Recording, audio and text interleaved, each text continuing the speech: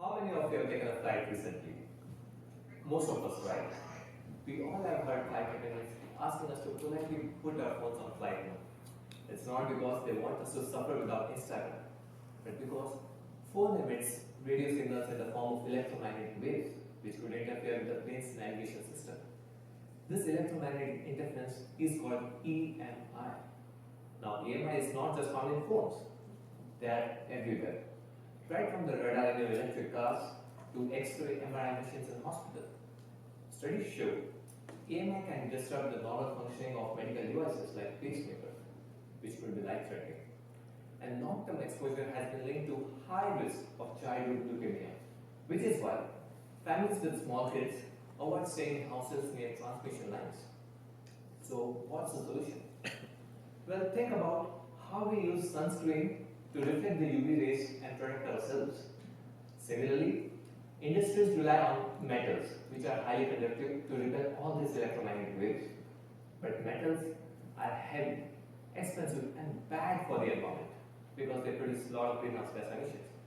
So we created Magwood, which is lightweight and sustainable EMI shield made from wood. I know it sounds crazy.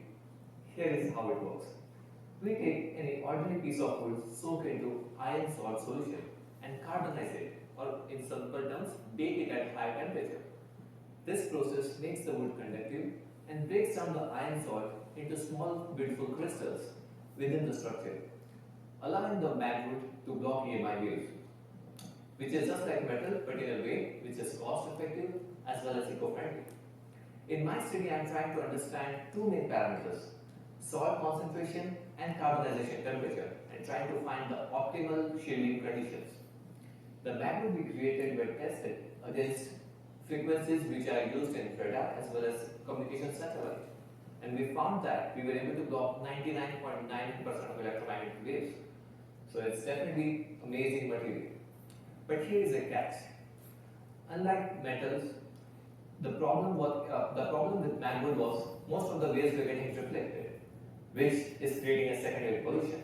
So my future is trying to make a magwood which is more absorption based, so that we can absorb this electromagnetic waves just like a sponge. As the world is moving towards cleaner technology, but EMI is still an invisible and a critical threat.